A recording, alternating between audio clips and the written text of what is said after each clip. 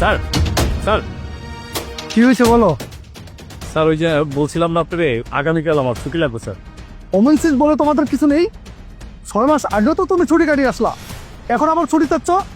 আমার খুব প্রয়োজন স্যার, যাইতে হবে বাড়িতে। আগামীকাল আমি জয়সর দেবো, আমার মিটিং আছে, তোমাকে নিয়ে আমার সকাল সকাল বের হতে হবে, আর তুমি এখন ছুটি চাচ্ছ? স্যার আমার তো বাবা পাইছে নাই, আমার ফ্যামিলিতে আমি গার্ডিয়ান স্যার। আমার ছোট বোনের বিয়া, বোনের বিয়াতে তো স্যার আমার থাকতে হইব। ও আচ্ছা আচ্ছা, তুমি তো আমাকে বলছিলা যেহেতু তোমার বোনের বিয়ে, আর কি করার, তাহলে তুমি সকাল সকাল চলে যেও।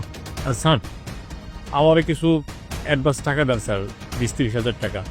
আচ্ছা ঠিক আছে, আমি অফিসে বলে রাখবো, ওখান থেকে নিয়ে যেও। ঠিক আছে, তুমি এখন বাসায় চলে যাও। জি স্যার, জি ওয়ালাইকুম স্যার। ওয়ালাইকুম আসসালাম। আচ্ছা ঠিক আছে।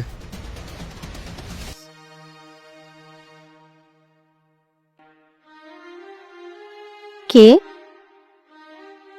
আসসালামু আলাইকুম ম্যাডাম। ওয়ালাইকুম আসসালাম। যে গাড়ির চাবিটা, আর ওই আমি সকালে বাড়িতে যাচ্ছি। তো বাড়ি যাচ্ছ, ভালো কথা। চোখে পানি কেন? কান্না করছো কেন? না না ম্যাডাম, কোনো সমস্যা না। আবার স্যার কি মনে করে? আরে কোনো কিছু সংকোচ না করে কি হয়েছে খুলে বলো তো। ম্যাডাম আগামী 3 দিন পর আমার বোনের বিয়ে, ওই জন্যই ছুটি নিয়েছি। স্যারের কাছে কিছু টাকা চাইছিলাম, স্যার তো টাকা না দিয়ে যশোর চলে গেছে।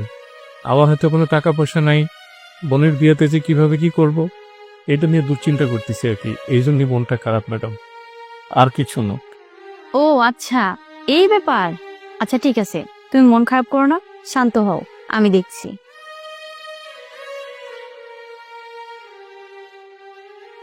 এই নাও, এখানে কিছু টাকা আছে, এই টাকাটা তোমার বোনের বিয়েতে খরচ করো। আরো যদি টাকার প্রয়োজন হয় তুমি আমাকে ফোন করে জানাবে। ম্যাডাম স্যার যদি আমার কিছু বলে মানে? আরে না না, তোমার স্যার কিচ্ছু বলবে না। আমরা গরিব মানুষ, চাকরি চলে গেলে ম্যাডাম। আরে তুমি চাকরির ভয় পেও না তো, তুমি যাও, কোনো টেনশন ছাড়াই তোমার বোনের বিয়েটা দিয়ে তুমি আবার চলে আসো। টাকাটা খুব দরকার ছিল আমার এর মুহূর্তে। আচ্ছা ম্যাডাম। আচ্ছা আচ্ছা ঠিক আছে ঠিক আছে, যাও। আচ্ছা ম্যাডাম, দোয়া করে। আচ্ছা ঠিক আছে, জানাই আপনি। হ্যাঁ, ওয়ালাইকুম আসসালাম।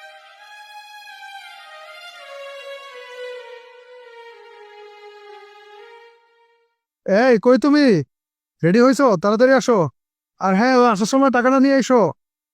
আচ্ছা, তুমি আমাকে কোন টাকার কথা বলছো? আরে গত পরশুদিন তোমাকে যে 1 লাখ টাকা রাখতে দিলাম, ওইটা। ও, ওই টাকা? ওই টাকাটা তো আমাদের ড্রাইভার মোস্তফাকে দিয়ে দিয়েছি। কি? তুমি ওকে কেন টাকা দিছো? আগামীকাল ওর বোনের বিয়ে, আর ও আমার কাছে এসে কান্নাকাটি করছিল, তার জন্য আমি ওই টাকাটা ওকে দিয়ে দিয়েছি। আরে তুমি কেন দিতে গেলা? আমি তো বলছি ওকে টাকা দিব। হ্যাঁ তুমি দিবে, কখনই বা কাকে কি দিয়েছো? তোমার কাছে টাকা চাইছে আর তুমি টাকা না দিয়ে চলে গেছো যশোরে। আরে বাবা, আমি ভুলে গেছি হয়তো, বলছি তো দিব। ওর বোনের বিয়ে হয়ে গেলে কি তুমি টাকা দিবে? তুমি না একটু বিবেক করে দেখো তো, এই মানুষগুলো আমাদের জন্য কি না করে। এই যে গত সপ্তাহে তুমি অসুস্থ হয়ে করেছিলে, আমাদের ড্রাইভার মোস্তফা মেডিকেলে তোমাকে ভর্তি করেছিল, তার কয়েক আসেন আমরা তোমার কাছে গিয়েছিলাম। এই যে আমাদের আশপাশে যে মানুষগুলো থাকে, ড্রাইভার, দারোয়ান, কাজের লোক, এই মানুষগুলো সবসময় আমাদের পাশে থাকে, বিপদে আপদে সবসময় ওরাই ঝাঁপে পড়ে।